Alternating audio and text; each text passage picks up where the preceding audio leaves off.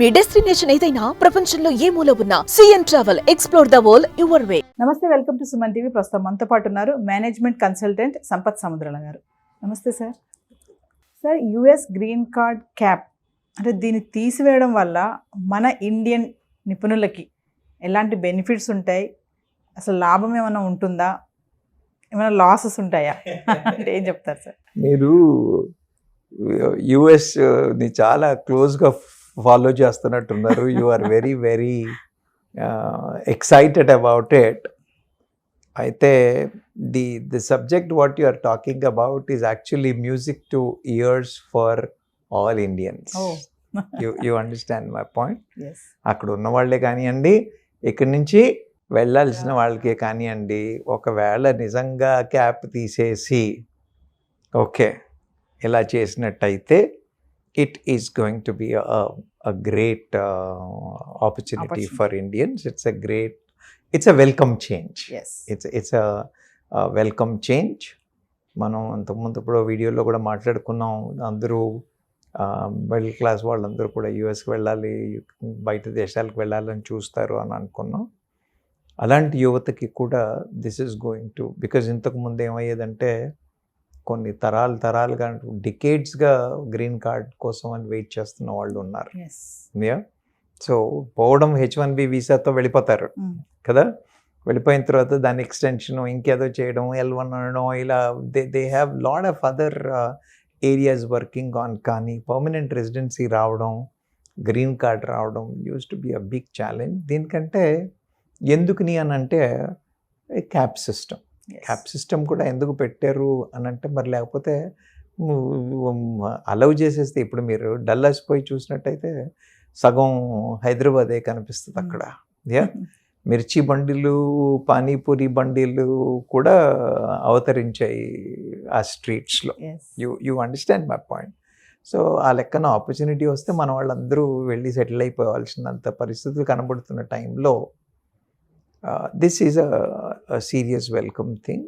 కానీ ఎందుకు క్యాప్లు ఉంచారు అని అంటే, లేకపోతే దే హ్యావ్ టు మెయింటైన్. వేరే కంట్రీస్ నుంచి వచ్చేవాళ్ళు కానీ వాళ్ళ కంట్రీలో కూడా ఎంతమంది ఫారినర్స్ అలౌ చేయడం అన్న ఒక రిస్ట్రిక్షన్స్, లేకపోతే వాళ్ళ జనాభాకి కూడా ఉద్యోగ అవకాశాలు కావాలి కదా, అక్కడున్న జనాభా కూడా గోల పెట్టకూడదు కదా.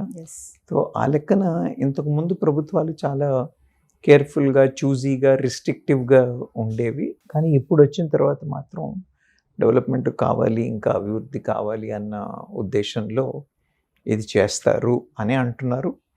అయితే మాత్రం it's a very interesting change. అంటే తీసివేయడం వల్ల సార్ జరిగే అంటే పరిణామాలు ఏముంటాయంటారు, ఏం జరుగుతుందంటారు? అమ్మ, ఇప్పుడు ఏమవుతుందంటే అక్కడికి వెళ్ళే వాళ్ళని మన వాళ్ళందరూ H1B వీసాల్లో మీరు చూసినట్టయితే 70% భారతీయులే. అవునా? 70%. 70% భారతీయులే. మరి కంట్రీ క్యాప్ పెట్టకపోయినట్టయితే you imagine what kind of facility we have, how many people are waiting in the queue. You got my point? So ఆ లెక్కన ఆపర్చునిటీస్ మన వాళ్ళకి ఎక్కువ ఉంది, బికాజ్ మన వాళ్ళు ఎక్కువ వెళ్తున్నారు కాబట్టి ఈ రెస్ట్రిక్షన్స్ తీసేసినట్టయితే this is going to add value to people, both who are already migrated and people who are in the process or who are ambitious, have plans to move into that country either for education or further and get settling ante. So this is a what you call a great opening అని చెప్పచ్చు. అంటే sir, financial గా, సాంకేతిక పరంగా చూసుకుంటే చిక్కులు ఏమైనా ఉంటాయంటారా? ఎందుకు ఉండవు? రెండు ఉంటాయి. ఇప్పుడు మీరు అడిగినట్టు ప్రతిదానికి బొమ్మ బొరుసు. ఓకే, ప్రతిదానికి బొమ్మ బొరుసు. సార్, దీనివల్ల మీకు అడ్వాంటేజెస్ ఏమున్నాయా, డిసడ్వాంటేజెస్ ఏమన్నా ఉన్నాయా అంటే, ముందు నేను భారతదేశానికి ఉన్న డిసడ్వాంటేజెస్ చెప్తాను. అవునా? మీ ఇంట్లో మీ పిల్లలు, మా ఇంట్లో మా పిల్లలు, పక్క వాళ్ళ ఇంట్లో అందరి పిల్లలు పారిపోతారమ్మా. It will be a brain drain. You understand my point? పిల్లల్ని పోకుండా ఆపడం మన తరం కాకుండా పోతుంది. You understand my point? All the Indian talent will run away. Major challenge, major difficult thing. You got my point. US విషయంలోకి ఆలోచించినట్టయితే వాళ్ళకి ఏమైనా నెగిటివ్ ఉంటుందా అని ఆలోచించినట్టయితే అందరూ మన వాళ్ళే పోయి కూర్చుంటే వాళ్ళ జాబ్ ఎంప్లాయ్మెంట్, వాళ్ళకి అక్కడ ఉన్న వాళ్ళకి జాబ్ ఆపర్చునిటీస్ ఎలా? కాబట్టి ఇది ఛాలెంజా అంటే మనకి ఛాలెంజే, వాళ్ళకి ఛాలెంజ్. సో మరి సార్ బొమ్మ బొరుసు అన్నారు, మరి what is the other side of it అని అన్నట్టయితే ఇక్కడి నుంచి మన వాళ్ళు పోయే వాళ్ళందరూ ఎవరు? టెక్నాలజీ పరంగా, ఎడ్యుకేషన్, ఐటీ వాళ్ళు, సైన్స్ అండ్ ఇంజనీరింగ్ వాళ్ళు, అవునా, డాక్టర్లు, highly skilled, highly qualified people only migrate there. You understand my point? So then their earnings will become. So ఇండియన్కి వచ్చే డబ్బుల విలువ పెరుగుతుంది. సో ఇండియన్ ఎకానమీకి కూడా డబ్బులు కాంట్రిబ్యూట్ అవుతాయి, అవునా. వీళ్ళు అక్కడ వెళ్ళి they will add value to the productivity of that country. కాబట్టి వాళ్ళ ఎకానమీకి కూడా మన వాళ్ళేం ఊరికే పిలవట్లేదు మనని, అవునా కదా. మన పిల్లలు అక్కడికి వెళ్ళిన తర్వాత they will work and they contribute for the productivity in that country. So వాళ్ళ ఎకానమీలు బాగుపడతాయి, మన ఎకానమీలు బాగుపడడానికి స్ట్రెంగ్తెన్ అవ్వడానికి, కొంత సపోర్ట్ అవ్వడానికి పాజిటివ్ అవకాశాలు ఉన్నాయి.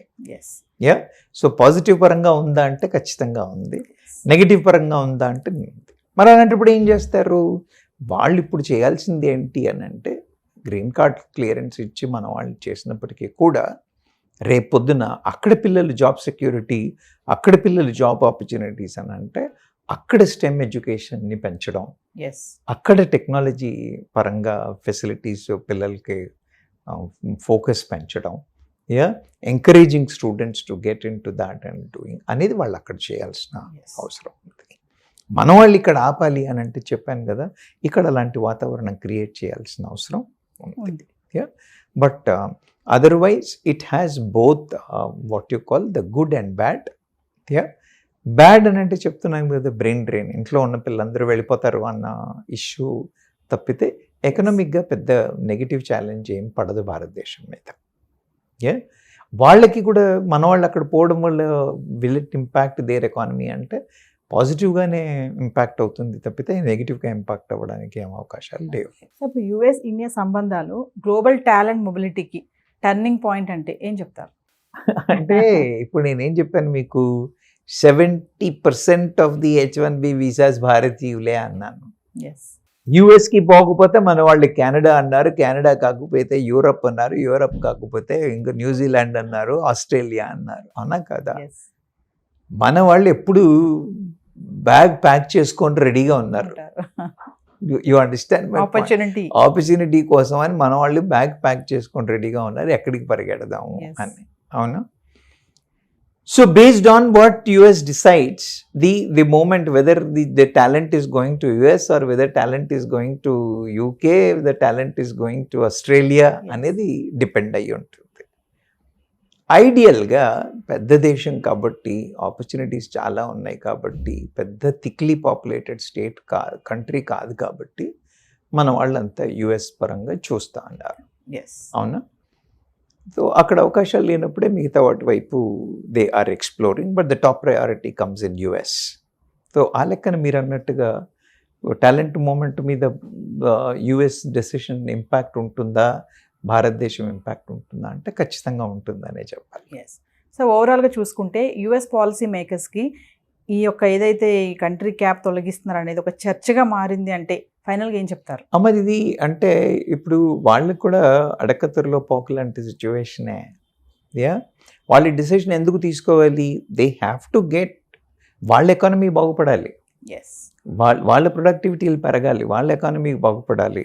ఓకే, అలా కాంట్రిబ్యూట్ చేసే వాళ్ళలో చూసినట్టయితే అనా, ఎప్పుడైతే నువ్వు క్యాప్ పెట్టి ఎప్పుడైతే ఈ కండిషన్స్ పెట్టినప్పుడు then what happens, they also have to compromise on some selections and some things like that.